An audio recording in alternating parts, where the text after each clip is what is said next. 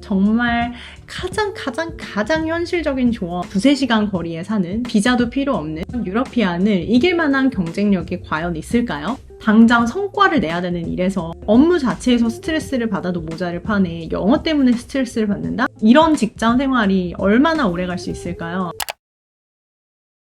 안녕하세요, 메간입니다. 정말 오랜만에 이렇게 영상으로 돌아왔는데요. 그간의 근황을 먼저 말씀을 드리자면 11월 한 중순 말까지는 계속해서 영상이 일주일에 한 번씩 업로드가 됐었죠. 그리고 나서 제가 거의 한 달 동안 태국으로 휴가를 갔다 왔어요. 그래서 이제 휴가지에서 영상 하나가 업로드가 됐었죠. 여행에 대한 저의 생각을 담은 그런 영상을 하나를 올렸었고, 암스테르담으로 다시 돌아오고 나니까 이제 크리스마스네 연말이네 뭐네 해가지고 굉장히 바빴어요. 이제 가족 행사들 연말 모임 가느라고. 그리고 이제 심기일전해서 1월이 됐는데 갑자기 몸이 너무 안 좋아진 거예요. 거의 좀비처럼 한 달을 지낸 것 같아요. 1월을 그렇게 조금 허무하게 날려버리고 2주 전쯤부터 다시 컨디션이 좋아지기 시작했어요. 지금은 완전히 회복을 한 상태고요. 그동안 제가 제 채널에서 이야기하고 싶은 그런 주제들이 있잖아요. 그걸 다 정리해서 쭉 적어봤는데 그 중에서도 오늘은 제가 가장 하고 싶었던 이야기 중에 하나를 하려고 합니다. 바로 해외 취업을 하고 싶으신 분들께 드릴 수 있는 가장 현실적인 조언 4가지예요. 일단 첫 번째는 뭘까요? 한국에 살면서 지원하지 마라 입니다. 즉, 살고 싶은 나라에 이미 간 상태에서 구직을 하시라는 얘기죠. 가장 기본적인 거면서 가장 용기를 내기 어려워하시는 부분이기도 해요. 이거는 회사 입장에서 생각을 해보면 굉장히 쉽습니다. 예를 들어 회사가 독일에 있다고 할게요. 독일 굉장히 크죠. 이제 인재가 차고 넘쳐요. 그런데도 뽑고 싶은 인재를 못 찾았어.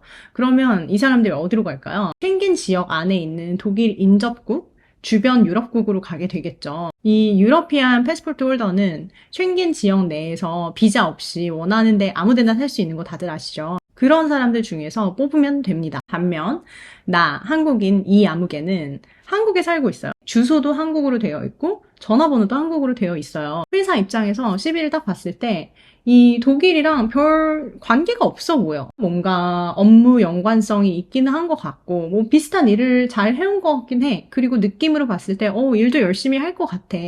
하지만 멀어봤자 비행기로 한 2~3시간 거리에 사는 비자도 필요 없는 그런 유러피안을 이길 만한 경쟁력이 과연 있을까요? 정말 이 사람이 어마어마한 경력이 있거나 아니면 이 사람이 일하는 분야 자체가 굉장히 니쉬해가지고 진짜 스페시픽한 그 스킬셋을 충족하는 사람이 아닌 한 경쟁력이 좀 떨어지겠죠. 이들하고 같은 선상에 서려면 그 나라에 가는 수밖에 없어요. 뭐 덴마크에 있으면 덴마크에 가고 독일에 있으면 독일에 가고 네덜란드에 있으면 네덜란드에 가라는 소리입니다. 그러면 비로소 나랑 그 유러피안이랑 좀 비슷한 선상에 서서 나의 경력, 나의 스킬셋, 나의 knowledge로 제대로 한판 붙을 수 있는 거예요. 물론 쉽지 않죠. 우리나라 사람들이 준비성이 굉장히 철저하죠. 해외 취업을 하고 싶으면 보통 먼저 직장을 잡고 뭐 집까지도 먼저 구해서 가고 싶어 합니다. 100% 이해해요. 저도 네덜란드 오기 전에 그렇게 아이디얼한 그런 상황을 만들고 싶어서 지원을 굉장히 많이 했었어요. 다 실패로 끝나긴 했지만 왜? 이 앞서 제가 말씀드린 이유들 때문에. 이게 딜레마인 거야. 외국에 가서 살기 전에 직장을 먼저 잡고 좀 안정적으로 가고 싶어 하는데 내가 거기 이미 살고 있지 않으면 직장 잡기는 거의 불가능에 수렴하는 거야. 안정적이라는 그 이유 하나만으로 한국에 계속 살면서 지원만 엄청나게 수십 번, 수백 번을 하고 다 떨어져요. 그 지리적인 이유 때문에. 그러고 나서 나는 해외 취업 안 되나 보다 이러고 그냥 포기해버려. 이게 맞다고 생각하시나요, 여러분? 우리나라 여권 너무 좋죠. 유럽만 보면 3개월 동안 무비자로 있을 수 있어요. 그러면 일단 가는 거야. 왜 우리나라보다 여건 안 좋은 다른 나라들 있죠? 그런데 보면 입국 자체가 안 돼요. 가기 전에 먼저 관광을 가더라도 뭐 수입 증명이니 뭐니 해가지고 비자를 먼저 받아야 돼요. 이에 반해서 이 좋은 우리나라 여권을 정말 10분 활용하셔야 돼요. 그리고 인생에 이렇게 큰 변화를 가져오기 위해서는 때로는 burn the bridge라고 하죠. 이제 다리에 불 지르는 거야. 내 뒤에 있는 다리에. 그런 액션이 필요할 때도 있어요. 그런데 이제 해외 취업을 포기하면 했지. 내가 이렇게까지 할 용기는 죽어도 안 난다. 이 정도의 리스크까지 감수하고 싶진 않다 하시면 그 정도를 원하지 않다는 반증일 수도 있어요. 만약에 이 리스크를 현격하게 줄이고 싶으시다면 제가 지금 생각하는 바로는 뭐 한국에서 주재원으로 나오시거나 아니면 대학이나 대학원 같은 그런 데 가셔서 공부를 먼저 하시고 취업으로 부드럽게 연결을 하시거나 굉장히 스페시픽한 분야의 스페시픽한 기술을 할 줄 아시거나 뭐 이런 시나리오가 있을 거예요. 여기에 해당이 되지 않으신다면 지금 제가 말씀드린 게 제 생각으로는 가장 최선의 방법입니다. 직장 준비돼 있어. 집 준비돼 있어. 그러면 막말로 안 갈 사람이 어디 있겠어요. 너무 쉽잖아. 다 가지.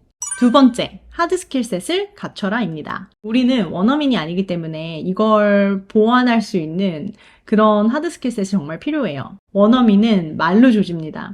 따라갈 수가 없어요, 그 말빨을. 나랑 뭐 원어민 A양이랑 같이 일을 했어. 일을 5를 했는데 이 A양은 말을 너무 잘해서 8, 9까지 막 어필을 할 수 있는데 저는 5 해놓고 이제 5 어필할 수 있으면 다행. 컨디션에 따라서 이제 말 잘 안 나오고 이러면 3, 4 이렇게까지밖에 말을 못하는 수도 있는 거예요. 회사 일은 일만 하는 게 아니라 보고를 해야 되잖아요. 매니저가 내가 하고 있는 일에 그 하나하나 일거수일투족을 보고 있는 게 아니라 결국은 요약을 해서 말과 글로 전달을 해야 되는 거니까 말하기 글쓰기를 잘 하는 사람이 유리할 수밖에 없는 게임이에요. 여기서 우리가 우위를 점하기가 좀 힘든 거죠. 그런데 이걸 컴펜세이트 할 수 있는 게 바로 하드 스킬입니다. 사람들이 나를 딱 떠올렸을 때 아, 걔는 그걸 잘하지 이렇게 바로 연상이 될 수 있도록 뭔가를 만들어 놔야 돼요. 제가 타밀피거 다닐 때 제 전매 특허는 엑셀이었어요. 제가 일하던 팀 자체가 플래닝이고 뭐 엑셀이 전체 업무의 한 80%를 이루고 있어요.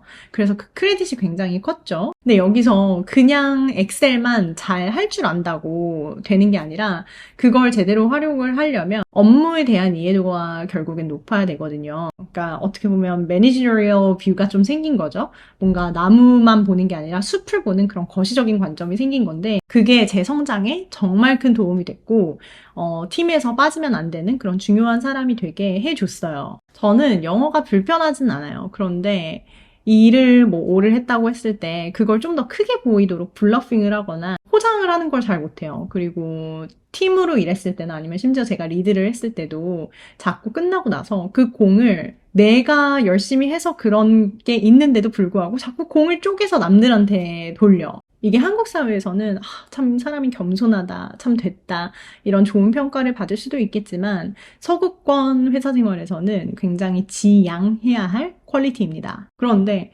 저라는 사람 자체가 그냥 이런 걸 못해. 못하는 걸 열심히 노력을 해서 좀 덜 못하게 할 수는 있겠지만 잘하기는 좀 힘들거든요.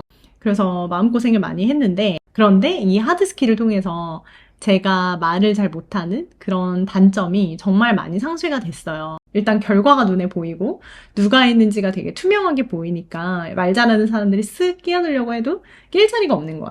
세 번째, 영어 잘해야 한다. 영어 너무 잘할 필요 없다, 기죽지 마라 이렇게 조언하시는 분들도 계세요. 일부 사실일 수도 있어요. 하지만 외국에서 살면서 일하는 사람에게 너무 잘하는 영어란 없다는 게 제 생각입니다. 영어는 잘하면 잘할수록 좋아요. 그냥 한 8, 90% 정도 알아듣고 하라는 거 하는 정도만 되면 여러분의 회사 생활은 굉장히 힘들어질 겁니다. 일상생활도 마찬가지겠지만요. 생각해보세요, 여러분. 회사에서 같이 일하는 동료야, 부하 직원이야. 하라는 거는 잘 해오니까 뭐라고 할 수는 없어, 딱히. 그런데 이 유머도 안 통하고 뭔가 스몰톡을 할 수 없고 티키타카가 잘 안 돼.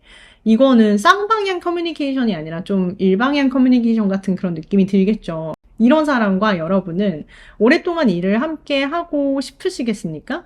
이건 거의 10년 된 얘기지만은 제가 하얏호텔 세일즈 마케팅 상무이사 비서 자리에 지원을 했을 때 얘기예요. 제가 함께 일하기로 되어 있었던 그 상무이사님이 미국 분이셨어요. 한국말이 전혀 안 되시는 이제 그런 분의 비서를 뽑는 건데 면접 대기실에서 지원자 중에 한 분이 면접 영어 뽀개기 이런 책을 보고 계시더라고요. 이런 거 안 된다는 거예요. 물론 그분 영어로 말 시키면 말 못하지는 않으세요. 영어 점수도 분명히 좋았을 거야. 서류 전형 통과하셨으니까. 그런데 바로바로 이제 들은 내용을 레지스터하고 본인이 하고 싶은 말을 머릿속에서 번역할 필요 없이 바로바로 내뱉는 이런 과정이 안 되는 거예요. 미리 생각해야 말할 수 있고 미리 준비해야 답할 수 있고 뭐 이런 거죠. 이런 수준을 넘어서셔야 일하면서 영어 때문에 괴롭지 않으실 거예요. 당장 성과를 내야 되는 일에서 그 업무 자체에서 스트레스를 받아도 모자를 파네 영어 때문에 스트레스를 받는다? 이런 직장 생활이 얼마나 오래 갈 수 있을까요? 원어민이 아닌 사람으로서 어느 정도의 영어 스트레스는 항상 은은하게 있을 수 있어요. 하지만 일보다도 영어가 더 걱정이라면 영어 공부 훨씬 많이 하셔야 합니다.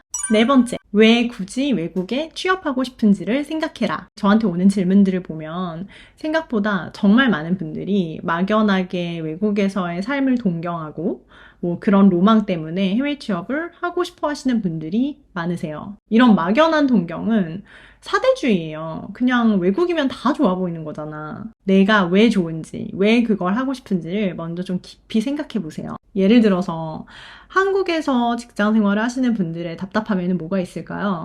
회사에서의 위계 질서, 뭐 회식이라든가 개인 시간의 부족, 여가 시간 부족, 뭐 연차 부족, 뭐 이런 여러 가지 것들이 있겠죠. 그래서 이 모든 거를 해결하기 위해서 외국에 취업을 하고 싶다 하실 수 있어요. 그리고 정말 운이 좋아. 이 모든 것들이 외국에 취업을 함으로써 한 큐에 해결이 될 수도 있어요. 그런데 그렇다 하더라도 해결이 되는 거는 일적인 부분뿐인 거예요. 어딘가에 살면서 일하는 거니까 그 삶의 부분도 빠질 수 없겠죠. 이게 무슨 말이냐면 한국에서 일적으로 답답했던 부분이 해결되는 동시에 한국에 있었기 때문에 겪을 필요 없었던 삶의 문제들이 생기기 시작할 거란 소리예요. 예를 들어 사랑하는 사람들과 떨어지게 되는 거 있죠. 가족, 친구들하고 멀리 떨어져서 그들의 이런 인생의 대소사를 다 놓치게 되는 거. 소수자로서 이국에서 살아가는 그런 서러움, 외로움 있을 수 있겠죠. 먹고 싶은 한식에 대한 그런 접근성이 떨어지는 거. 외국어를 모국어처럼 못하는 데서 오는 답답함,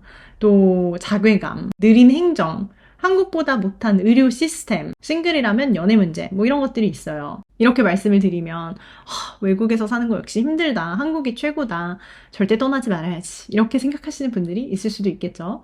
하지만 외국에서의 삶이 그렇게 처절하지만은 않아요. 그런데 제가 이제 드리고 싶었던 말은 장밋빛 인생만 펼쳐지진 않을 거라는 거예요. 솔직히 장단점의 그 총량은 한국에 사나 외국에 사나 거의 비슷하다고 저는 생각을 하거든요.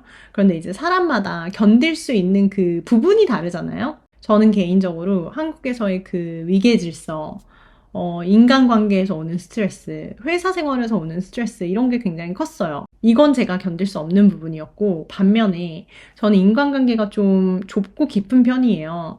그래서 자주 만나지 않고 오랜만에 만나도 속 깊은 얘기할 수 있는 친구들이 몇 있고 가족들하고도 인생의 그런 시시콜콜한 부분까지 전부 다 쉐어하는 그런 사이가 아니기 때문에 이런 부분들은 좀 쉽게 포기를 할 수 있었죠. 다 가질 수는 없다는 가정하에 여러분도 내가 해외 취업을 통해서 정말 이루고 싶은 게 무엇인가를 생각해 보세요. 인생에서 나에게 우선되는 가치는 무엇인가? 내가 포기할 수 있는 것과 없는 것은 무엇인가? 취업만 생각하지 마시고 그 주변부를 통틀어서 좀 크게 생각을 해보시라는 거죠. 그래서 지금까지 해외 취업을 원하시는 분들께 드릴 수 있는 정말 가장 현실적인 조언 4가지를 짚어봤는데요. 외국에서 색다른 그런 삶을 꿈꾸시는 분들께 조금이나마 도움이 됐으면 좋겠습니다. 그러면 오늘 수다는 여기까지.